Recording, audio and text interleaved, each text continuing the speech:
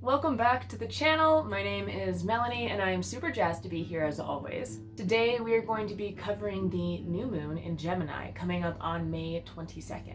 We have a lot to cover for the whole Gemini shindig, but I do want to acknowledge that our new moon in Taurus video for last month did so well, so I'm super excited for all the new subscribers that we got, and thank you for all the views and the likes. I am really hoping that these new moon videos are adding value for you in your kind of personal development or spiritual practice. So a quick shout out, appreciative thank you for all of the Taurus new moon love, and let's get right into Gemini.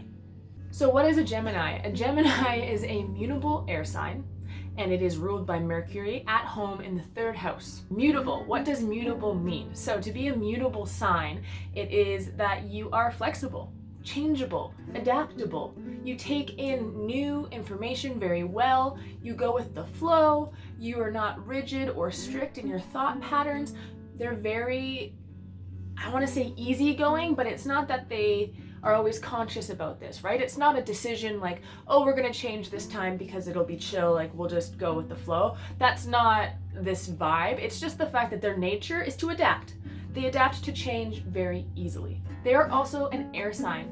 If you look at the air signs and what air symbolizes in the zodiac, it's very intellectual. If you are familiar at all with tarot cards, then air also rules the suit of swords, which is all about the truth, intellect, decision making, the actual thought process of things. And then if you look at air as just an element, it is very quick moving. In 2 seconds, it will completely change directions.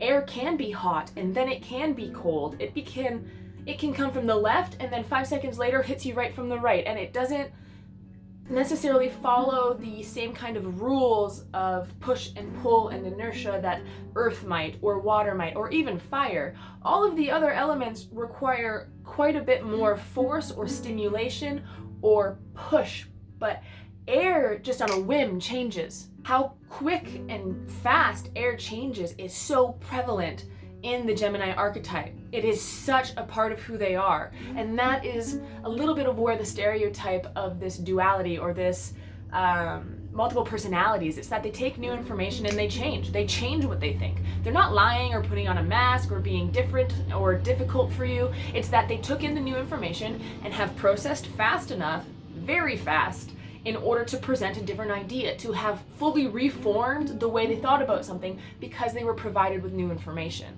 Mutable, air, and ruled by Mercury. So if you look at what the planet Mercury completely represents, and even in an astronomical sense, how fast the planet Mercury travels. So Mercury goes into retrograde. I'm sure you've, don't get me started on the Mercury retrograde trend these days. However, Mercury goes into retrograde so much more often than all of the other planets, which is why it's so prevalent in the conversation around modern and Instagram astrology, because it moves so fast. It retrogrades, I think, 3 times in a year simply because it's moving around the earth that fast. So when you have a sign ruled by Mercury, again, there is that speed element. Mercury also rules the intellect and your ability to communicate. These are pivotal things in a Gemini's makeup.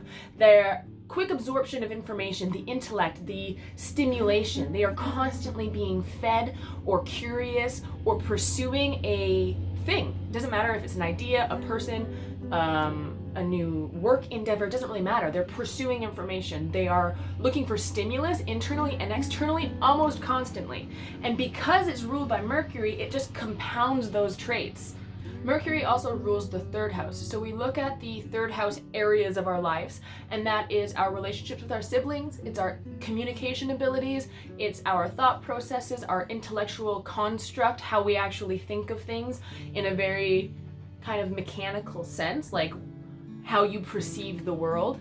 It's also how you communicate. This is a big thing that I often forget about Mercury. It's not only about what you're thinking, it's how you express what you're thinking and to who you kind of express it with, right? Like these immediate relationships in our life that you learn how to communicate in. It's obviously different if you're an only child and you don't have siblings, but it's talking about people in your family, like your cousins, who are on a peer level with you and you can learn to communicate with. It's how you express your thought in an outward sense. The first tools and strategies that you've learned to express things outwardly. So these 4 building blocks of the Gemini archetype are what paint this incredible photo of how to work with this Gemini energy. They are mutable, they're an air sign, they are ruled by Mercury and Gemini are at home in the 3rd house. But if you're going to be working with a Gemini archetype, or if you live or are in a relationship with someone who has Gemini placements, you have to let them change. As a mutable air sign, ruled by the quick, sharp moving, intellectual Mercury, Gemini needs the freedom to take in new information, form new opinions, and change. And this is a trait that has often been skewed as a negative because it interrupts people's sense of stability and consistency. But in reality, Gemini's ability to take in facts, information, process them quickly, and adapt and change is a strength that most earth signs and most water signs can't comprehend. Which is why it often gets painted as a negative trait. And this is something that irks me so much about these stereotypes around Gemini. You take their strongest attributes, their ability to change and cope with change and think their way through patterns and complex situations, and you condemn them for it. You know? Gemini individuals are actually so good in the service industry or in social situations. A lot of the Geminis I know in my life are directly out of the service industry, and it's incredible to watch them handle any social situation. These people can talk to anybody. I mean actually anybody. And it's not because they're lying or putting on a mask and pretending to be something just so that person likes them. That's not what's happening. It's that a Gemini is so curious and so willing to learn and so just genuinely interested in what someone might be saying that they'll just listen and ask questions and engage on a very human level because they're interested in what you're saying. They are ruled by Mercury. Mercury is communication. They're there to talk until they're not. And I think that's where the polarity, the twin aspect comes in. And it's not that they're different people, it's that Gemini can get so caught up and so in conversation or so present in certain situations that they forget to kind of monitor themselves and realize that, hey, maybe I need to rest, or maybe I'm giving too much in a situation. It's those balances, it's the give and take. A way that I've heard the Gemini duality explained to me that I've really liked is that while a Gemini might be able to go into a certain situation and be this exuberant extrovert, they walk into a restaurant, they serve 50 tables, and they have these beautiful connections and conversations, and they meet all the needs of everybody in the restaurant. They listen to Sally talk about her breakup, they help Bill pick out an awesome wine. They're just there and they're engaged and they're problem solving and they're communicating and they're having real connection, right? But when that Gemini goes home, they need a rest. So they might not be this bubbly, extroverted, talkative thing, you know? They might just need to sit there, veg out, eat a snack, and watch a show, because when they are interacting or when they are using their quick wit brain constantly, it's tiring, man. So yeah, there's a duality to Gemini. You can't give 100% all the time. And Gemini, I think people don't realize that Gemini, when they're communicating, they're so genuinely being themselves. And it's such a beautiful magnetic trait that a Gemini has, is that ability to communicate just genuine thoughts, to connect, to listen, to like hear people, really connect and listen to them. That's something that a Gemini just wins at. They can really make you feel special. 9 out of 10 times, this Gemini wouldn't ask you if they didn't want to know. So it's really honoring to have a Gemini like listen to you. On that kind of topic of burnout and like that duality between giving so much and then needing to go home and be by themselves, Gemini, it has a hard time making decisions. You hear it a lot, and it's a stereotype that I have to say is true about the air signs, is that the information processing is so intense and at such a high rate that sometimes making decisions can be really hard. It's called decision paralysis. When you have too many options, when you think about too many things at once, you've got so many things coming in one ear, out the other, and there is a lot of things to factor into making any one decision when you take all that in all the time, right? It's easy to make a choice when you only got 2 options, but when a Gemini can see 20 different ways to handle a situation, it's harder to navigate that sea because there's more things in the sea, you know? This results in Geminis being a little scatterbrained sometimes and a little bit of a pushover when it comes to their opinion. So if someone comes in, strong arms their opinion, saying that this apple is like super sweet no matter what you think about this apple, and this Gemini just takes in that information and is like, oh, okay, like I guess that apple is very sweet. And if that person speaking at the Gemini is so insistent, like bringing in that stubborn cardinal or like fixed energy, then a Gemini will most likely cave, not because they're like weak-willed, but because it's like, okay, well, you seem to like really believe this, you know? So we went over the overview of the archetype of Gemini. We've talked about it being a mutable sign, the fact that it's flexible, can change its opinions and adapt very quickly. We've talked about the fact that it's at home in the third house being your siblings or early childhood education, how you communicate, your intellect, your actual thought processes. It is ruled by Mercury, also at home in the third house. Mercury being a planet that moves so quickly, right? It's this technology, communication, connectivity, the outward expression of an internal world. And then we've also talked about it being an air sign. Again, very quick moving. It can be hot or cold, it can come from the left or the right, and it can also dissipate things, right? If the wind blows, the leaves scatter. So there's a lot of movement when it comes to Gemini. Taking all of that information, we're going to take a little bit of a meditative look inside and just look at your life and where you might want to use some of this energy. What could have some new life breathed into it with this kind of bright, swift, changing, and light energy of Gemini? Are there areas of your life that you need to communicate about more, or are people that you have in your life needing more communication from you? Do you want to reach out to certain people? So thinking about how this energy might serve you is what we want to focus on in the next kind of 3 minutes here. So I'm going to put on a beautiful image, some nice tunes for you to zone out to. If you'd like to write down some thoughts, by all means do. I'll see you back here shortly, and we will talk about intention setting as well as positive affirmations.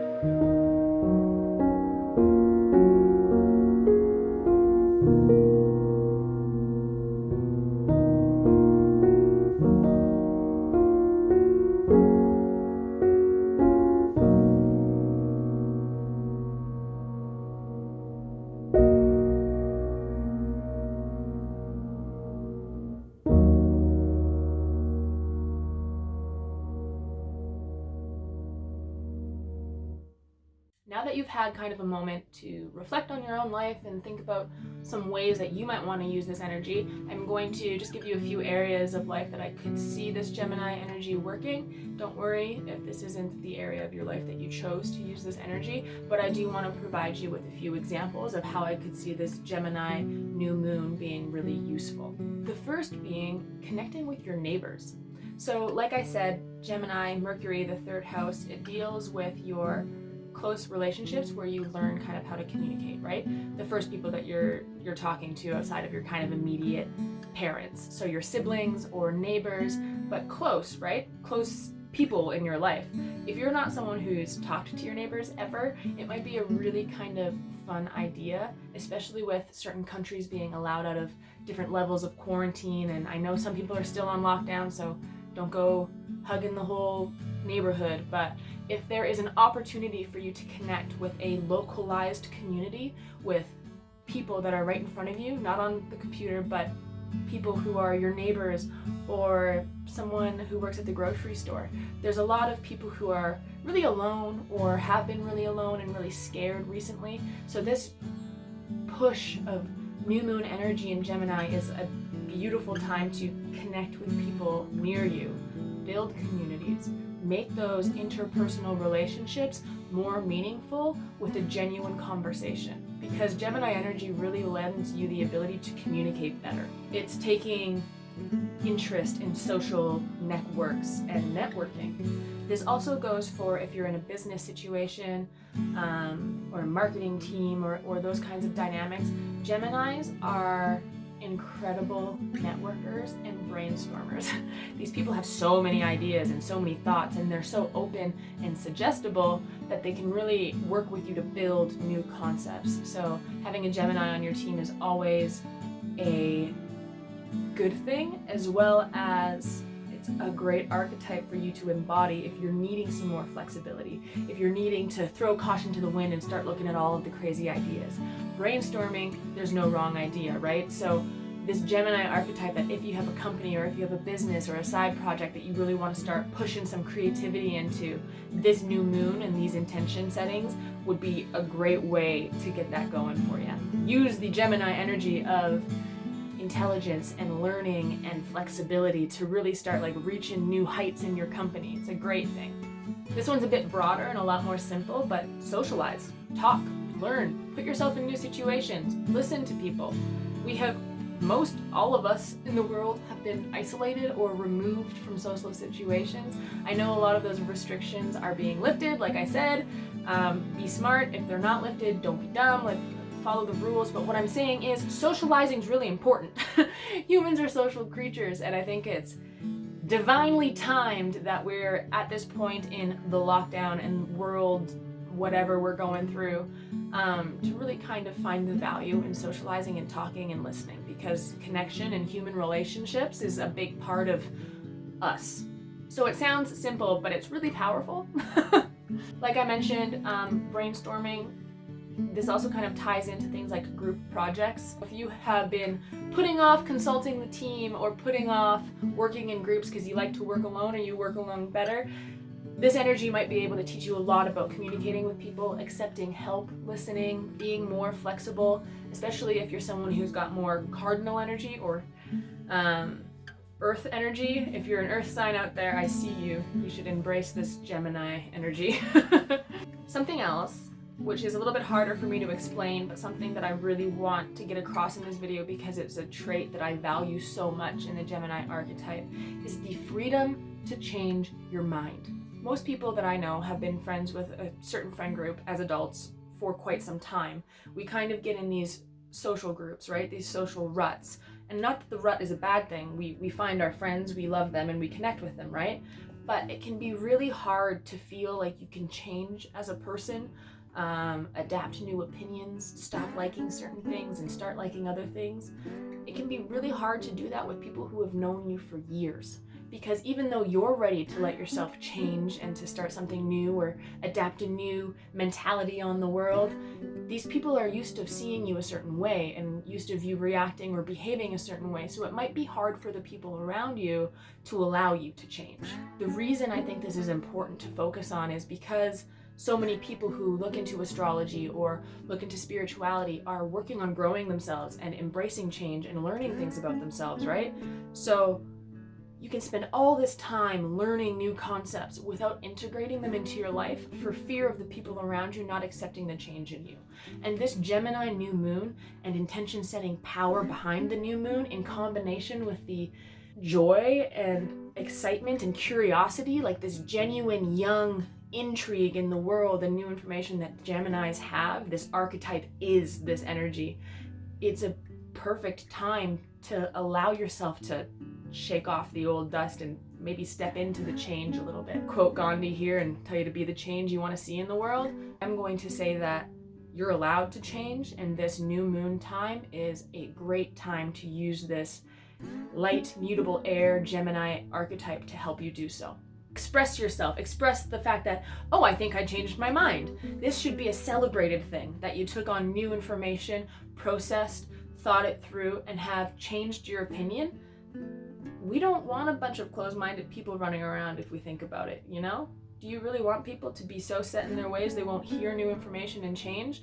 So I think it's important that we start to celebrate this about our Gemini friends and the Gemini archetype. We start to celebrate their adaptability, especially in a world that is changing as much as ours is. There is a lot of things we're going to have to learn how to adapt to.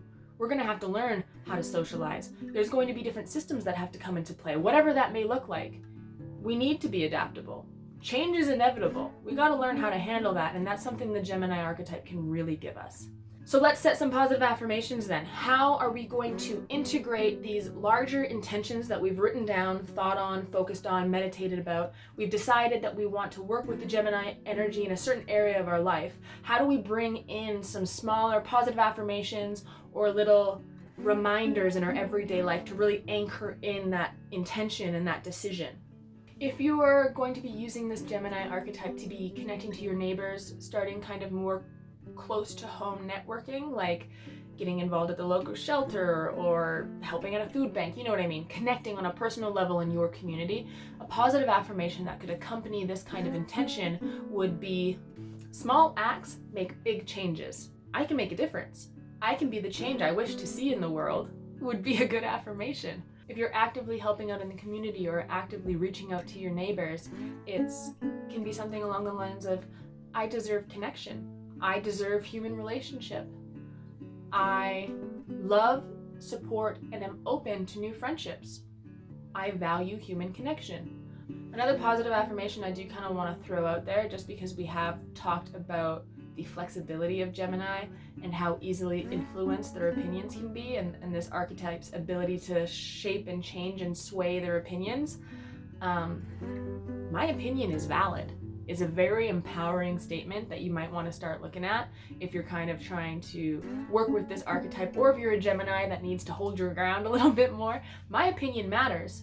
I am smart, I am intelligent, I am capable of making decisions.